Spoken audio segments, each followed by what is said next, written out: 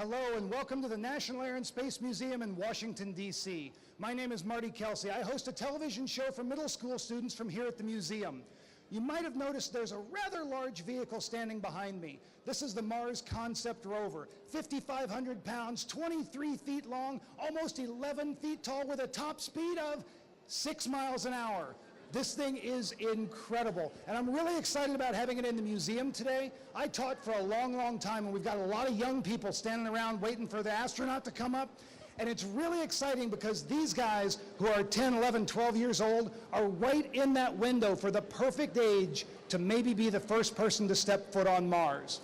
To me, that's incredibly exciting.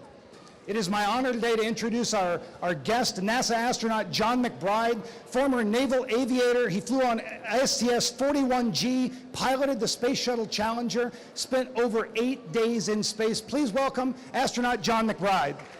Thanks, Marty. No problem. Thank you. Let me add my words of welcome to you here at the National Air and Space Museum, one of the most iconic places on the globe.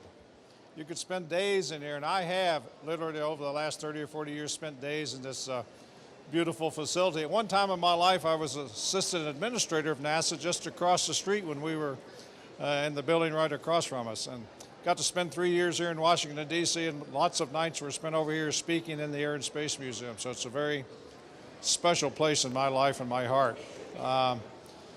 This thing behind me, what a beautiful piece of equipment. In less than 1 year, we sat down, we sat around the table, we came up with a design concept, and this is what you see in less than a year. This is not designed to go to Mars. It won't make the trip. This is a prototype. I'd like to think that it'll go to Mars, but it was not designed with all the space capabilities to leave Earth and travel that 1 year and land on Mars and have people live and work in it. So this is a prototype. It's our best guess. And we used an educated guess. We talked to everybody that we could talk to about what they thought the lunar or Martian rover would look like, what it would act like, what its requirements would be. So what you see behind me is not the one that will make the trip, but I'll guarantee you that a lot of the features that you see here are real and will be a part of the Martian rover that actually makes that trip. It was designed and built by the Visitor Center at the Kennedy Space Center, so there's no tax dollars, by the way, in this thing. It all comes from the proceeds of the gate receipts that we take in down at Kennedy when you come and visit us. So come and see the Kennedy Space Center and see the Martian rover down there with about 2 days more of activities that you can visit and witness at the Kennedy Visitor Complex in Florida. So make sure you do that. It'll be well worth your time. I started off in the great state of West Virginia right next door, born and raised over there, and was a West Virginia mountaineer. Got to go down to Houston in the very first class of space shuttle astronauts. All the guys that came before me were those older guys. Look at me now. But back in 1978, when I came aboard in the very first class, the only people who had flown before us were the Mercury, Gemini, and Apollo astronauts. So we were the very first class of people picked and chosen to fly this brand new thing we called Space Shuttle. Not so brand new anymore. They're all retired, and one of them is out at Dulles Airport at the National Air and Space Museum Annex out there. So it's been a wonderful career for me to be in that very first class, and we had 35 of us. There were 15 like myself who are pilots, we're all test pilots, and 10 of us came from the Navy and 5 from the Air Force. The other 20 in my class are a new category of astronauts that NASA had ever had before. They're called mission specialists, including Sally Ride was in my class, our first American woman. Guy Bluford, our first African American, was in my class to fly in space. Ellison Onizuka was our first Japanese American to fly in space. So first mountaineer right here. So it really was a unique group of people that NASA assembled in 1978 to be the first cadre, I say, of astronauts to fly that brand new vehicle called Space Shuttle. And we built 5 space shuttles. The first one we built was called Enterprise. It was on display out at the Air and Space Museum for many years. It's now on the Intrepid up in the Hudson River in New York City. The first shuttle we built to fly in space was called Columbia. And I was very fortunate on the first flight of Columbia to be the little chase pilot that joined high with them over Edwards Air Force Base and made the descent and landing at the dry runway out at Edwards Air Force Base in April of 1981.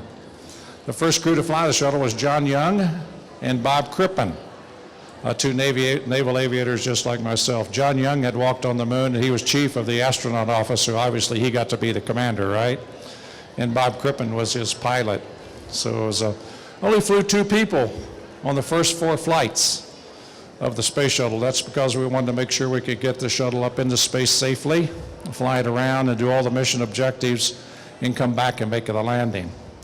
So I was there on the first one, and we flew 2 people on the first 4. Then we got a little larger. We flew 4 people.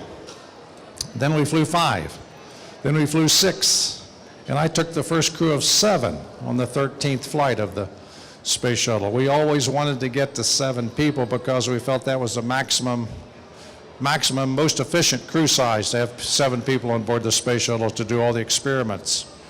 2 of us were pilots. We still needed, NASA thought we still needed pilots, right, to get this thing up there and fly it around and take care of it and bring it back and land it. But the other members of our crews, up to 5, were what we call the mission specialists. And they're the men and women who did all the spacewalks. They launched the satellites. They did all the experimentation in orbit, took all the nice photographs and all that type of stuff. So we needed a good mix and match of talents, so we had pilots and mission specialists on board to do those missions. So I was very proud to have the first crew of 7 with 2 pilots and 5 missions. And we had the Canadian Broadcasting Service there here. Mark Garneau was the very first Canadian to go into space, and alongside him was the first Australian. Any Aussies here today? Paul Scully Power was the very first Australian, and it was my joy to fly with the first Australian and the first Canadian into space. We were the 13th flight of the space shuttle on board the Challenger. We spent 8.5 days in orbit.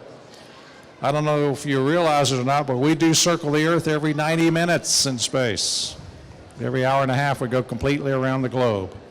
And to do that, you've got to be traveling about 16,000 miles per hour, closer to 17,000 miles per hour, which means I'm traveling over the Earth at about 6 miles every second. Every second I travel 6 miles. I'll travel across the United States in about 12 minutes. Across the Atlantic in about 12 minutes. From London to Mumbai in about 12 or 14 minutes. So totally around the Earth every 90. And the beautiful thing that happens is while you're in space circling the Earth in a fixed position, you don't change anything in the shuttle. What's changing as you go around? Earth is rotating underneath us, right? Makes one rotation every day. So as I circle the Earth every 90 minutes, it's turned about 1,500 miles underneath me. So I don't see the same part of the Earth every time I go around it. I see a different part of the Earth that's just turning underneath me as I circle it. So you put all these, for you youngsters, put all these things together. The excitement of an 8-minute launch, where from the time we start our engines on the pad in Kennedy until we're in space, is only 8.5 minutes. From 0 miles per hour to almost 18,000 miles an hour in 8.5 minutes. Then I'm traveling around the Earth every hour and a half. And as I travel around the Earth, a wonderful phenomenon happens. I'm traveling around the Earth between the sun up here and the Earth, so I'm in daylight for 45 minutes. Then I have a sunset. I go behind the Earth into darkness for 45 minutes. Then I have another sunrise, 45 minutes of daylight and sunset. So as I circle the Earth 16 times every 24 hours, I have 16 sunrises and 16 sunsets. And the beauty of the Earth at day and night is spectacular. Obviously, when you're daytime, you can see all the land masses, all the continents. When I'm flying down the middle of the Mississippi, I can look west and see California and the Pacific. I can look east and see New York and the Atlantic and the Gulf of Mexico straight ahead. So you can see essentially 1,500 miles in all directions. At night, it's a panoramic view of a different nature, because when you're on the backside of the Earth, you can't see the sun, you're in darkness, but you can see the outline of all the countries and the shorelines with all the lights of the cities. So when I'm flying over the middle of the United States, I can see all the lights. You can see the Atlantic Ocean because of the definition of the lights along the Atlantic coast. And you can see the Pacific coast by the definition of all the lights in California, Oregon, and New York. When you're east of the Mississippi over this part of the world, You can look down and everything's lit up in the whole United States except one little dark place right here in the eastern part of and what is that?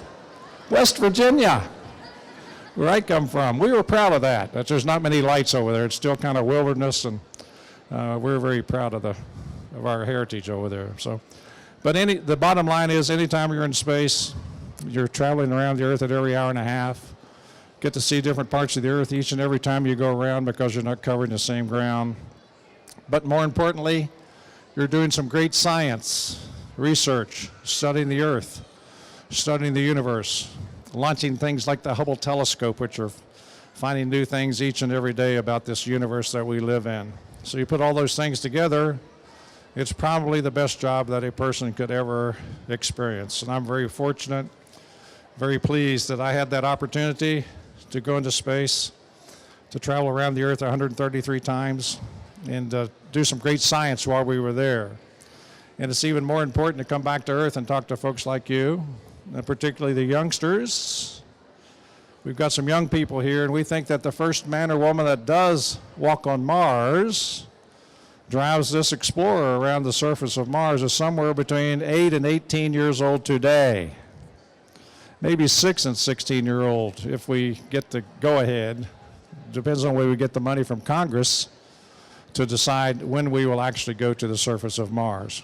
We haven't made that decision yet. We just talk about it, but until we translate the talk into words, we're not going to actually get there. So if you know any of the congressmen and the senators here in Washington, send them a note. Call them on the telephone.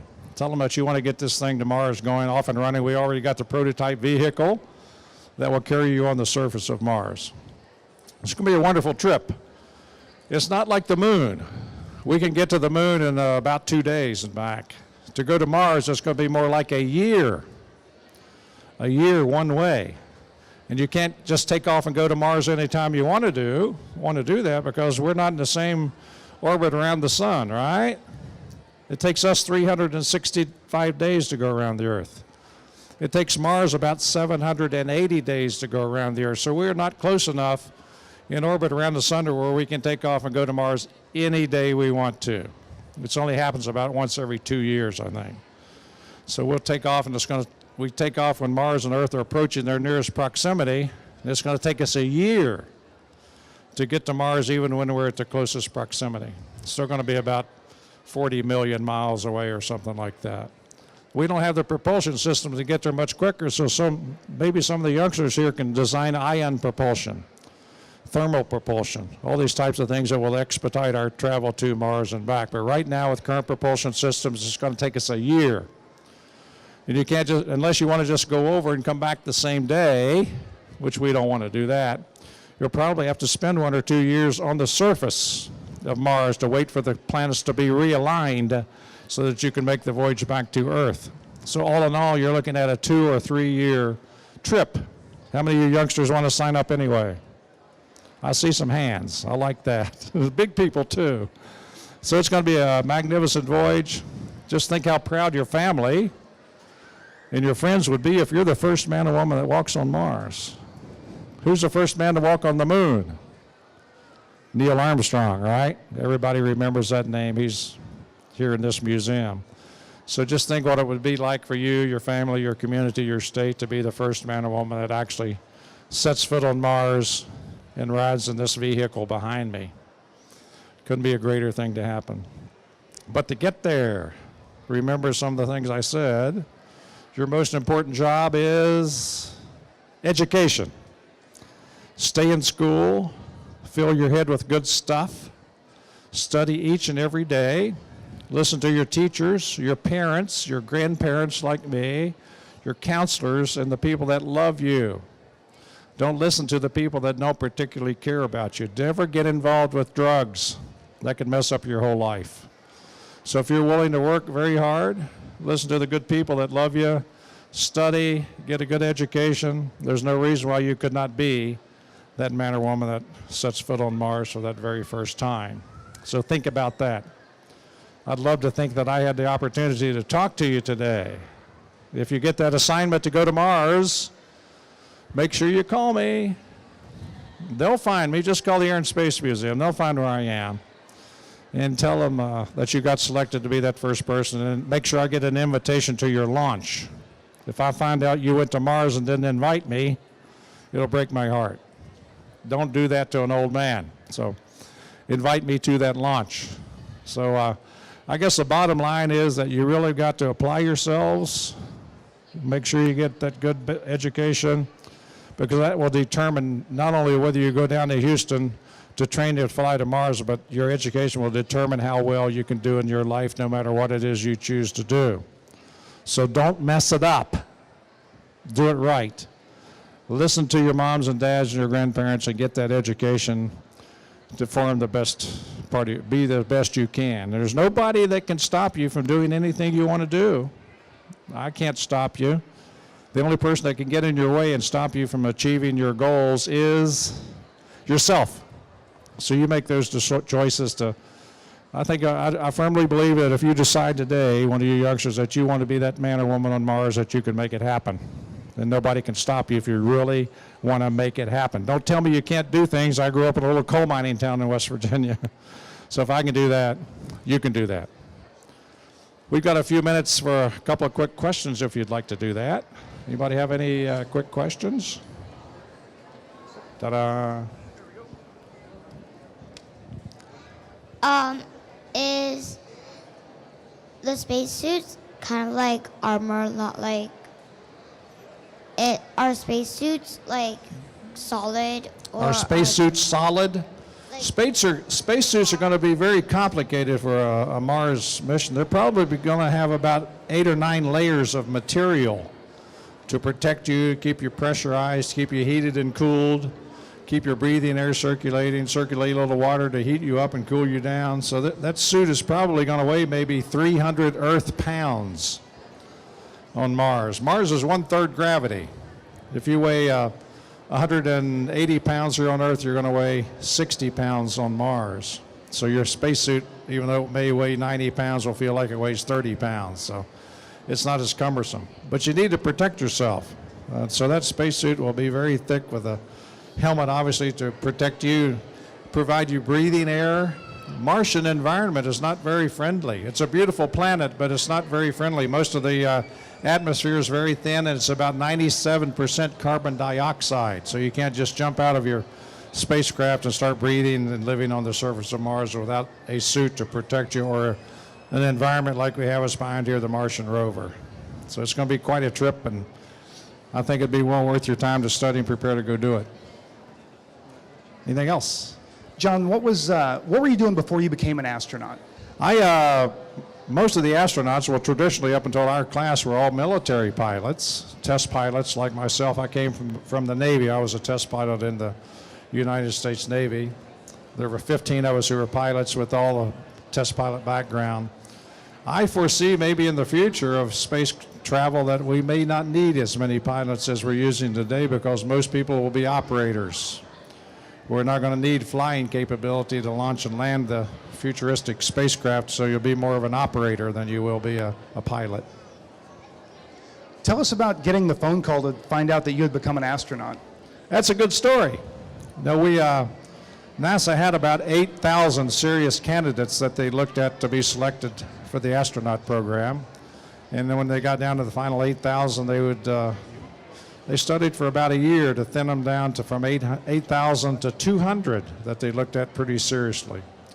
And out of that final 200, they would invite 15 or 20 down to the Houston Johnson Space Center for a week-long interview process. They get into your head, into your body. They knew more about me physically and psychologically than I knew about myself. You want to ask? So after that 1 week with 10 or 15 people each, out of that final 200, it took about 6 months for NASA to finally say, here they are, here's the 35 out of that final 200. So I felt, good English word is blessed, to have been chosen in that very first class with some super folks. And like I said, that all 35 of us got to fly at least one mission, and most 2 or more. So obviously the selection process that we went through worked pretty well. Can you tell us what it's like inside this rover? This rover is very, I bet you don't realize it, but it comes apart. It's 2 pieces. These front 4 wheels will separate from the back 2 wheels, and that will go out and explore the surface of Mars and bring back Martian samples back to the laboratory, redock back in and join with the laboratory, and then they can transfer the material from the front cockpit to the laboratory. And once they're back together, then they can live in both parts of this Martian rover. So it's in 2 pieces. I don't know whether you realize that or not. So it separates so that you can go out and do the Martian exploration and come back and dock again. There'll be probably 4 people that live and work and eat and sleep inside this vehicle when they're on the surface of Mars.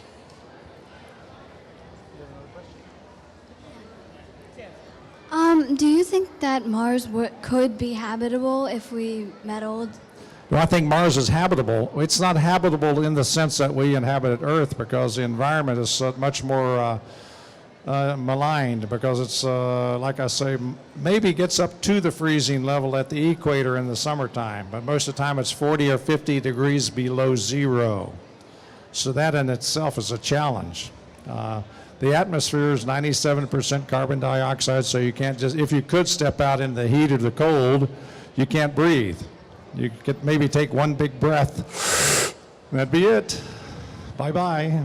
You've got to have a lot of oxygen, right, to breathe, and there's none on the surface. It's, I think, 1% oxygen in the Martian atmosphere. So you can't live it's not a very friendly planet. So we have to live, when we go outside of this vehicle to do excursions, when we're walking like we did on the moon, you're going to have a suit to protect you and allow you to breathe and keep pressurized while you're outside doing your Martian exploration.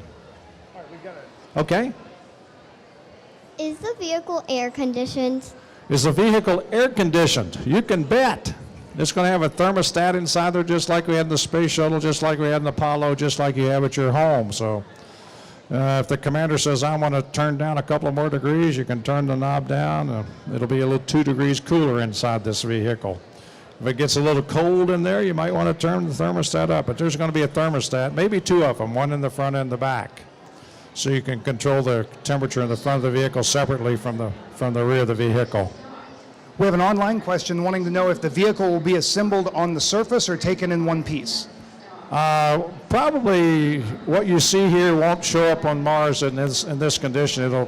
Most of the things that we sent to the moon were collapsible, and you took the pieces and folded them out and put them together. So I envision that this thing won't look very much like this as it leaves Earth.